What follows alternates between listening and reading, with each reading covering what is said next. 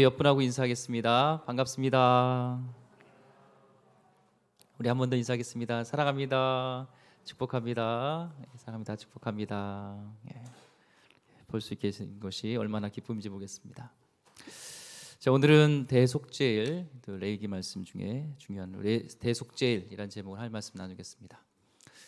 레위기가 1장부터 27장 중에 가장 중요한 정점, 레위기 꽃이라면 이 16장에 있는 대속죄일이 정점이 됩니다. 레위기의 꽃이 되겠습니다. 핵심입니다.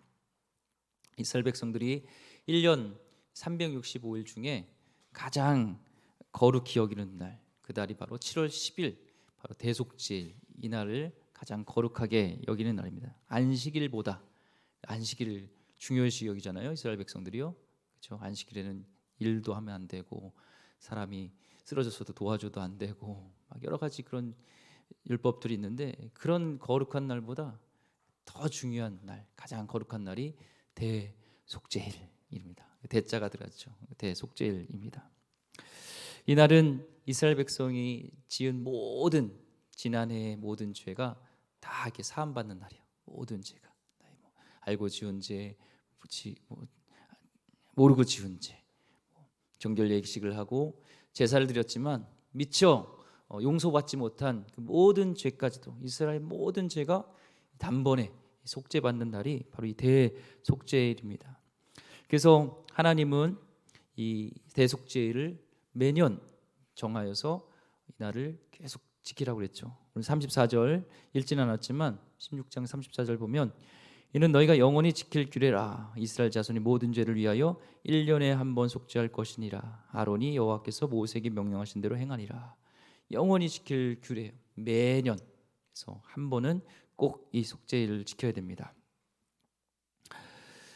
하나님은 거룩하시기 때문에 정결하지 않으면 함께 있을 수가 없어요. 그래서 하나님과 함께하기 위해서는 이들은 반드시 저들의 죄가 사함을 받아서 정결하게 되는 것이죠. 그래서 대속죄일의 핵심은 죄가 용서함 받아서 정결하게 되어서 거룩하신 하나님께 나갈 수 있는 그 날이 대속죄일입니다. 일곱 번째 달인데, 양력으로 7월이라고 우리 생각하는데 7월이 아닙니다. 대속죄일이 몇 월 며칠이라고 했죠? 7월 10일이라고 그랬죠. 그런데 이날은 종교력입니다. 이스라엘은 종교력이 있어요. 노예 생활로 이집트에서 430년 동안 노예 생활을 했잖아요. 근데 이집트인들은 참 똑똑합니다. 그래서 이들이 양력을 사용했어요. 현재 지금 우리가 사용하는 양력과 당시 이집트인들이 사용했던 양력이 굉장히 비슷합니다. 태양신을 섬겼던 이집트인들은 그래서 양력을 사용했어요. 양력이 있고요. 또 하나님 주신 종교력이 있습니다. 이스라엘 백성이 이제 이집트를 탈출했을 때에 양력으로 봤을 때는 한 3월, 4월 정도였는데, 하나님은 그 달을 아빕월이라고 정해 주세요. 아빌월, 그러니까 1월입니다. 1월로 아빌월 이렇게 시작을 하게 하고 있습니다. 그래서 그 이후로 이제는 이스라엘 백성에게는 두 가지 력이 생긴 거예요. 이집트에서 사용했던 양력이 있고 또 종교력인 이 두 가지가 있었습니다. 그래서 광야 생활 40년 동안에는 이스라엘 백성이 몇 가지의 력을 가지고 생활을 하냐면, 양력과 종교력 두 개를 가지고 생활했습니다. 근데 이제 40년이 지난 후에 이스라엘 백성이 어디 들어가죠? 가나안 땅을 들어가는데, 그쪽은 이제 메소포타미아 문명입니다. 메소포타미아라는 뜻이 메조가 뭐 사이라잖아요. 그래서 메조 소프라노 하면은 알토와 소프라노 사이를 메조 소프라노 하죠. 포타미아라는 강입니다. 유프라데스, 티그레스 그 강 사이에서 발생된 유적해서 메소포타미아 문명이라고 하잖아요. 이 메소포타미아 문명에는 그들은 농사와 굉장히 비옥한 초성살지가 있고, 농사와 농번기와 굉장히 관련된 역을 섞여서, 농사와 관련된 역은 뭐예요? 음력이잖아요. 그렇죠? 음력이 보면 굉장히, 그래서 계절하고 맞습니다. 보면요, 농사짓기에. 그러니까 이제는 메소포타미아 문명이 있던 가나안 땅에 들어가면 어떤 역을 쓰게 되냐면 또 음력을 쓰게 돼요. 가나안 땅에 들어가서 이스라엘 백성은 이제 력이 세 가지가 생겼어요. 양력, 종교력, 음력. 이 세 가지를 가지고 살면서 꼬이게 됩니다. 성경에 보면은 막 7월 얘기했다가 왜 이렇게 안 맞지? 이런 것들이 맞아요. 그게 바로 이 종교력인지 아니면 양력인지 음력인지 이거에 따라서 다른 겁니다. 이 종교력은 이제 7월이 바로 이제 중요한 날이고 7월 10일이 대속죄일로 지내는데 7월 달은 이 종교력으로 중요한 달입니다. 7월 1일을 나팔절이라고 하는데 보통 매월 시작하는 그 월삭 때는 나팔을 2번 부릅니다. 그리고 7월 1일 날은 나팔을 3번 불어요. 그 뭐냐면 우리는 첫 해가 시작이 1월 1일 날 시작하잖아요. 양력으로. 음력은 또 따로 있지만. 근데 이스라엘 백성은 이 종교력으로 첫 해가 시작하는 날이 7월입니다. 나팔절이요. 그래서 그날은 나팔을 3번 불게 되고 또 첫 해가 시작하지 얼마 되지 않은 7월 10일 날 지난해에 묵혔던 제사를 지내고 정결 예식을 가졌지만 미처 해결하지 못한 미처 용서받지 못한 그 모든 죄를 다 이스라엘 백성을 상징하는 대표하는 대제사장이 지성소에 들어가서 사함받고 나오는 다 용서받고 나온 날 그날이 바로 대속죄일이에요. 그래서 중요합니다. 7월 달엔 중요한 날이 많이 있어요. 7월 15일부터 21일까지는 또 초막절이라고도 하고 장막절이라고 하는데 7일이라고 지내지만 정확하게는 8일 마지막 끝날은 큰 명절이라 해서 8일을 지내는 초막절까지 그러니까 나팔절, 대속죄일 또 장막절, 초막절이 있기 때문에 이 종교력으로 이 7월 달은 이스라엘 백성에서 굉장히 중요한 날입니다. 이 7월 10일은 대속죄일인데 이날은 유일하게 대제사장이 성소가 아닌 지성소에 성소엔 들어가죠. 그 떡을 바꿔놓기도 하고 향단이 불을 피우기도 하고 하면서 들어갈 수 있지만 이 지성소 성소를 홀리 플레이스라고 하잖아요. 거룩한 곳. 지성소를 most holy place 가장 거룩한 곳. 왜 그곳에 언약궤가 있고 그 위를 속죄소라고도 하고 시은자라고 하는 하나님이 머무는 곳, 하나님이 거하는 곳이기 때문에 하나님이 그곳에 임재했을 때 인간인 죄인이 같이 있으면 죽어요. 그래서 아무나 들어갈 수 없고 이 대제사장만 한 번 들어갑니다. 근데 정확하게 알면 대제사장은 몇 번 들어가냐면 한 번 들어갈까요? 아니면 몇 번 들어갈까요? 3번 들어갑니다. 3번. 근데 그 3번이 대속죄일 날 한 번의 의식 속에서 3번을 왔다 갔다 하기 때문에 그냥 한 번 들어간다라고 성경이 기록하지만 정확하게는 오늘 말씀에서도 섞여 있지만 3번을 들어가게 되어 있습니다. 자, 첫 번째는요. 이 대제사장이 이스라엘 백성이 모든 죄를 대표해서 이제 들어가게 됩니다. 그냥 들어가면은 휘장 열고 들어가면은 그 언약궤에서 하나님이 임재하는 곳에 하나님 임재를 맞닥뜨리면 누구든 다 죽잖아요. 그래서 제일 먼저 하는 것이 뭐냐면은 이제 대제사장이 언약궤에 들어가기 전에 그 번제단에서 숯을 취합니다. 거기서 이제 숯을 취해서 향을 피워요. 향을 들고 휘장을 지나서 이제 법궤가 있는 지성소에 들어갑니다. 그때 하는 행위가 이제 향을 피워요. 계속 흔들면서 향을 핍니다.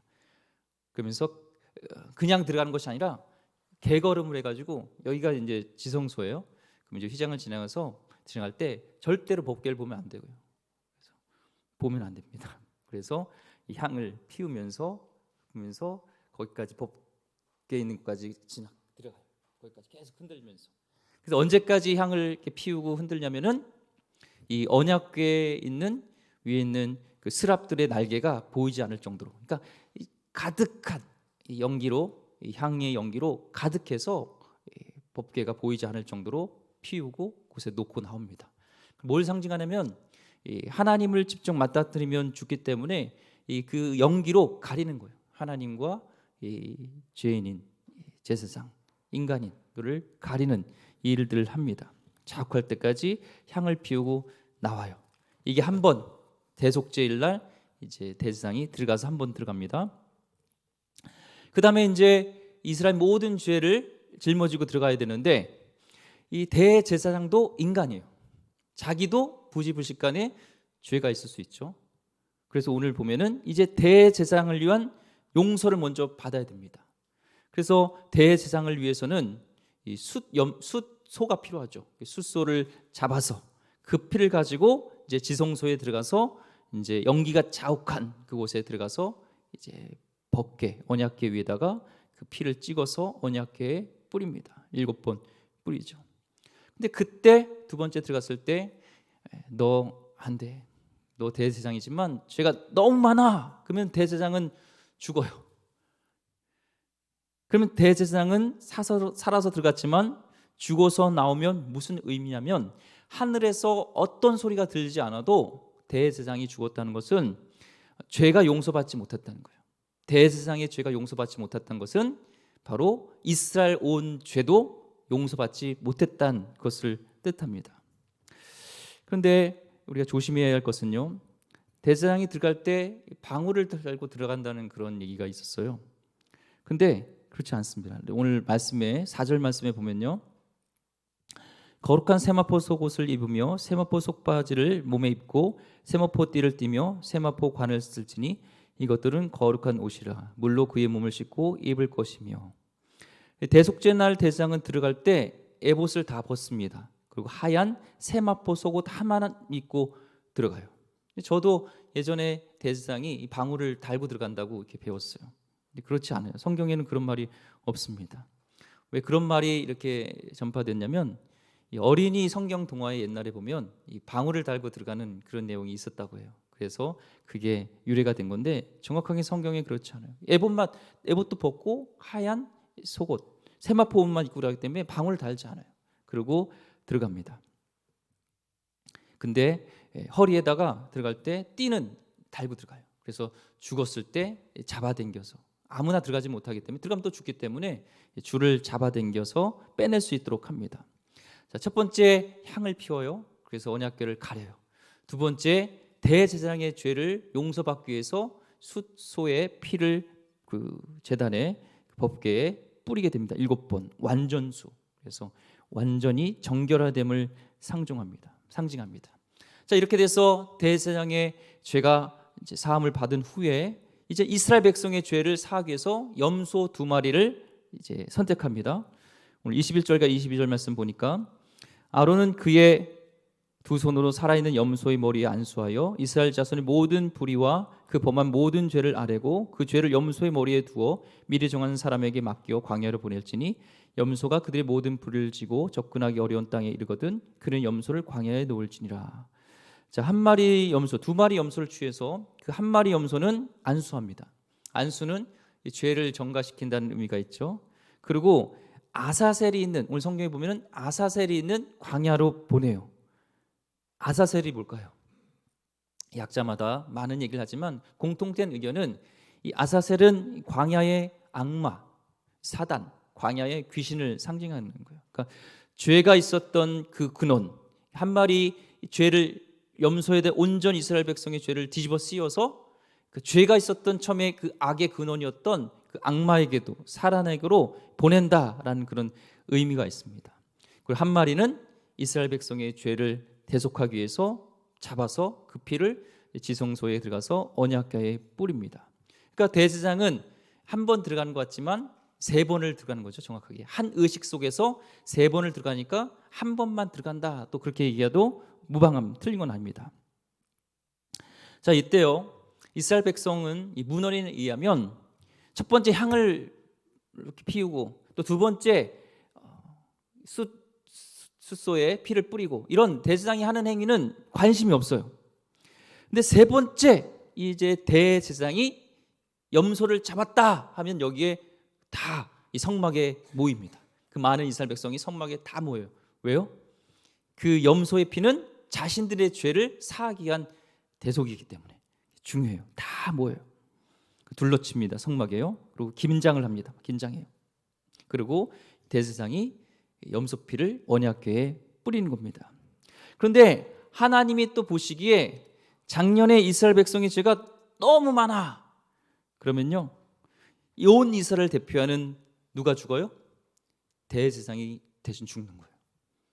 그러면은 하늘에서 아무런 소리가 들리지 않아도 이스라엘 백성은 알아요.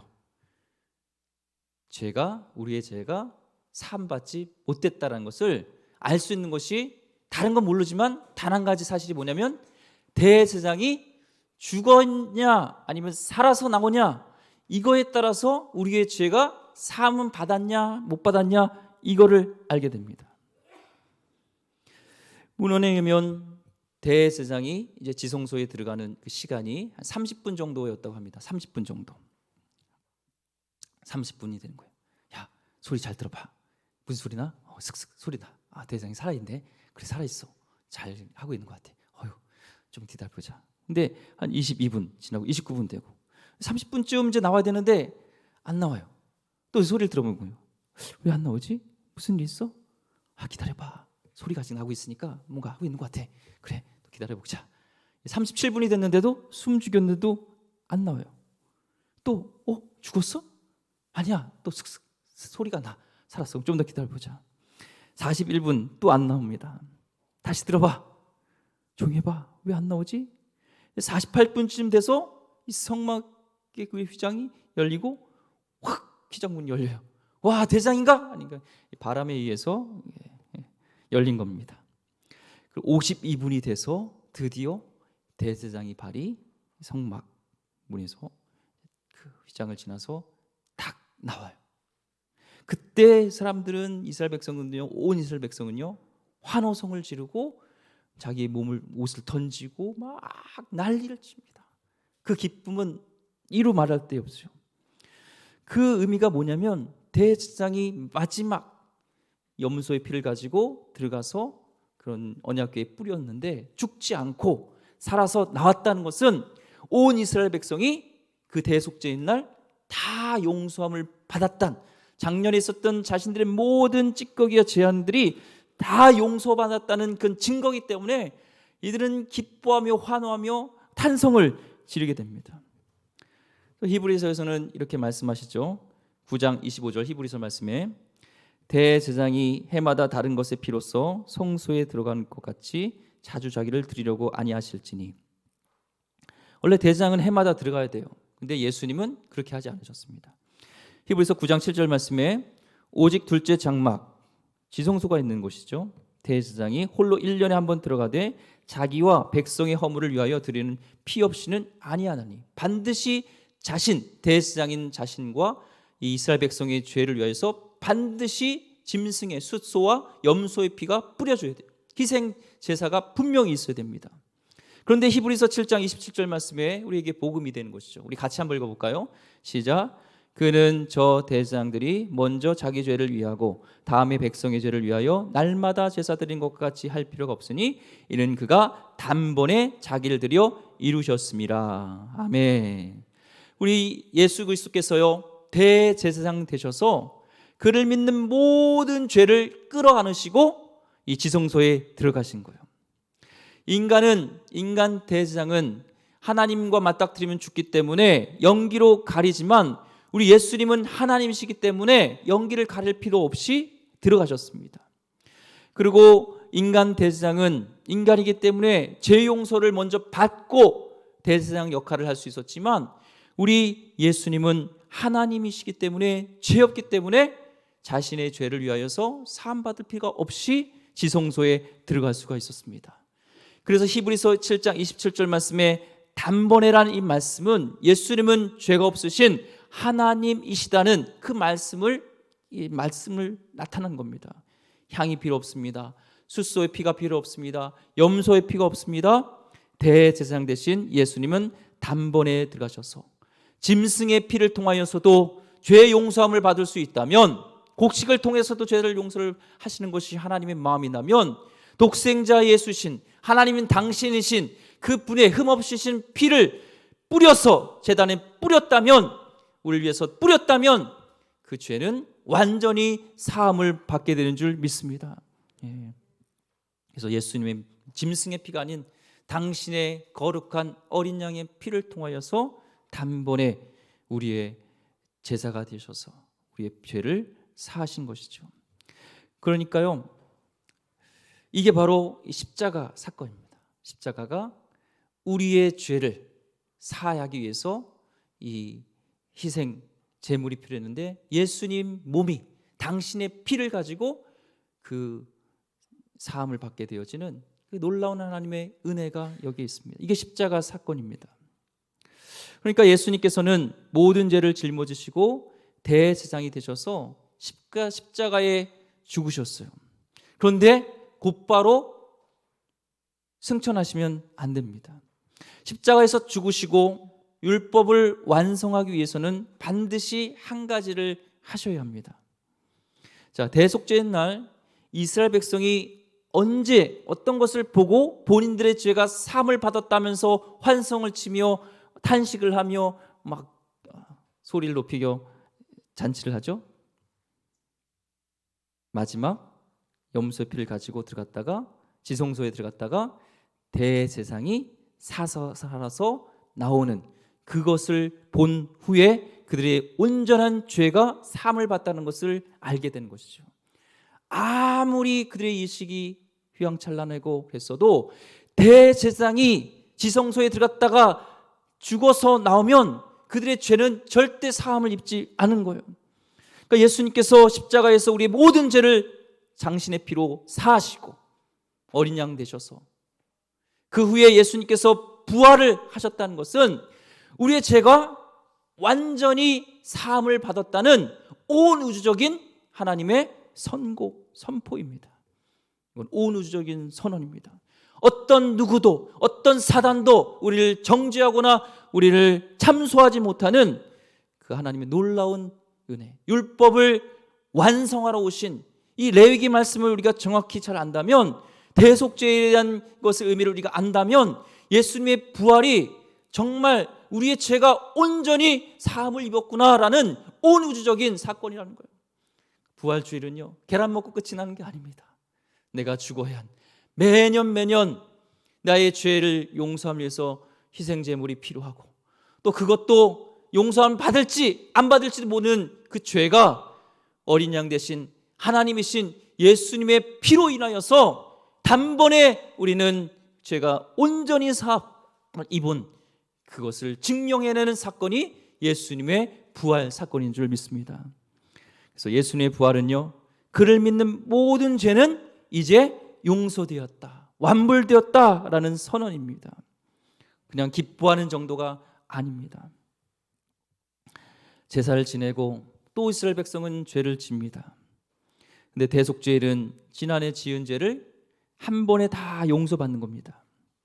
그들은 하나만 봐요. 다른 건 모르지만 그 성막에서 이제는 대제사장이 살아서 나오는지 안 나오는지 그것을 보고서 살아나왔을 때 그들은 벅찬 감동과 환호성을 지르게 됩니다. 그래서 만일 예수님이 죽으시고 곧바로 승천하시면 이방인들은 믿을 수 있지만 유대인들은 절대 믿지 못합니다.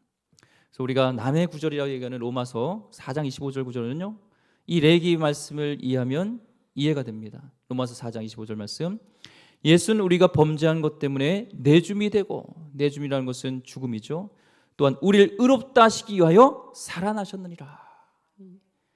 예수님께서 죽으심을 통하여서 우리 범죄한 것 때문에, 죄 때문에 십자가에서 죽으셨고, 우리가 이제는 온전히 사함을 입었다, 완불되었다는 것을 드러내기 위해서, 우리 의롭다는 것을 알기 위해서 예수님께서는 살아나셨습니다.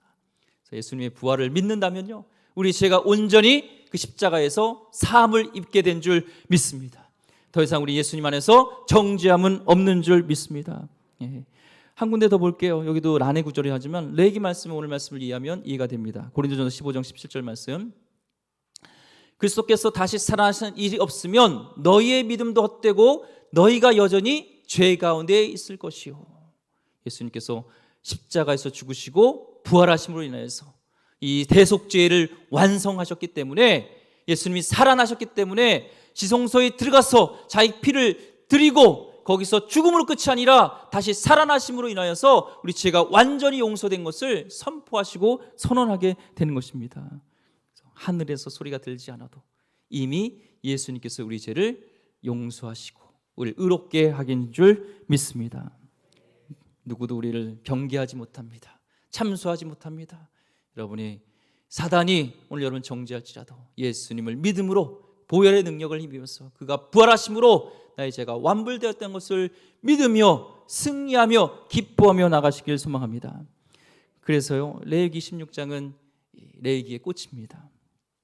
결론적으로 히브리 10장 19절에서 22절 보면요, 그러므로 형제들아 우리가 예수의 피를 힘입어 성소에 들어갈 담력을 얻었나니 그 길은 우리를 위하여 휘장 가운데로 여놓으신 새로운 살 길이요 휘장은 곧 그의 육체니라. 또 하나님의 집 다스리는 그 제사장이 계시며 우리가 마음의 뿌림을 받아 약한 양심부터 벗어나고 몸은 맑은 물로 씻음을 받았으니 참마음과 온전한 믿음으로 하나님께 나아가자. 우리는 이제 믿음으로 주님께 나갑니다. 염소 피 필요 없습니다. 이미 예수님께서 보혈로 우리 피를 정결케 하시고 그가 부활하심으로 우리를 거룩하게 의롭게 하신 줄 믿습니다. 오늘도 그래서 주님을 의지하면서 그 믿음으로 주님께 나가는 거예요. 주님을 만나고 가는 거예요. 임재 가운데 주님 임재하세요. 오늘 그냥 돌아가지 마시고 주님을 만나며 아바 아버지라 부르며 주님께 나가시길 소망합니다. 예수님은 정말 부활하셨나요? 예. 예수님이 부활을 이루어주려면 예수님이 정말 죽어야 됩니다. 완전히 죽어야 됩니다.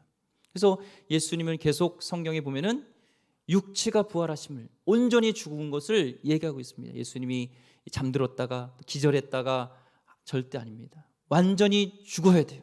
우리 죄 때문에 그 피로 그 온전히 거룩하게 해서는 어린 양이 죽으셔야 돼요. 염소가 죽듯이 죽어야 됩니다. 죽는단 말은 심장이 멈춘 거예요. 맥박이 멈춘 겁니다. 이 십자가 사건은요, 은밀한 사건이 아니에요.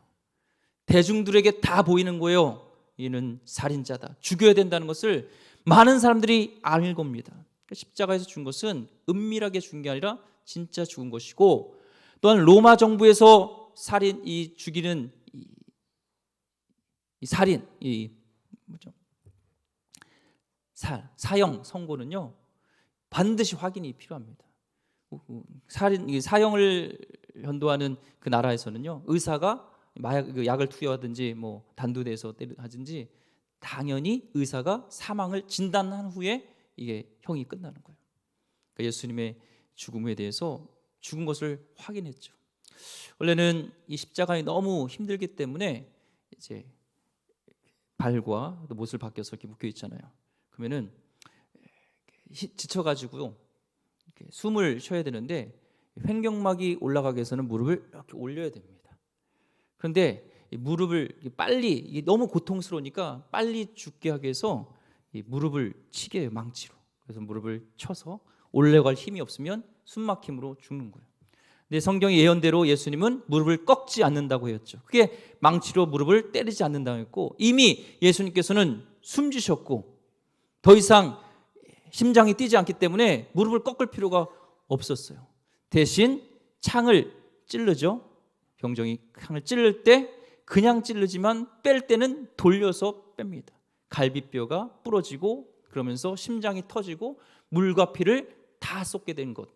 그러니까 한번 무릎을 꺾지 않은 것도 죽은 것이고, 심장을 관통해서 물과 피를 다 쏟은 것도 사람이 살 수 없는 완전한 죽음. 또는 로마의 십자가의 처형은 공개적이고 반드시 확인이 필요했기 때문에 예수님의 죽음은 반드시 완전한 죽음인 것을 상징적으로 알 수가 있습니다. 우리는 예수님이 또한 부활한 것처럼 우리도 부활하십니다. 우리도 부활할 수 있습니다. 우리도 부활입니다. 예수님의 첫 일매가 되셨고 예수님 부활하셔서 우리와 함께 동행하는 줄 믿습니다. 예. 예수님은 이제 부활을 하셨을 때 처음 알아봤던 사람이 막달라 마리아였습니다. 부활의 첫 증인이 예수님의 수제자였던 베드로와 그런 제자들이 아니었어요. 막달라 마리아였습니다. 막달라는 지명의 이름이고 성경에서 막달라 마리아는 특징이 뭐냐면 7 귀신이 들렸던 자였습니다. 7이란 것은 완전수고 완전히 귀신에게 사로잡혔던 자였고, 이들은 여자로서 사실은 당시에 법정에서 증언력이 없는 사람이 여자예요. 여자는 숫자에도 들어가지 않아요. 근데 만약에 예수님이 부활한 것을 정말로 법정에서 증언할 수 있는 그런 증거로 채택되기 위해서는 예수님의 부활을 목격한 사람은 남자여야 돼요. 근데 예수님의 부활을 첫 목격한 사람은 남자가 아니라 여자를 기록합니다. 이 요한복음, 누가복음, 마태, 마가를 쓴 저자가 조작하기 위해라면은 증거로 채택될 수 있는 남자를 첫 증인으로 넣어야 되는데 막달라 마리아를 넣었어요.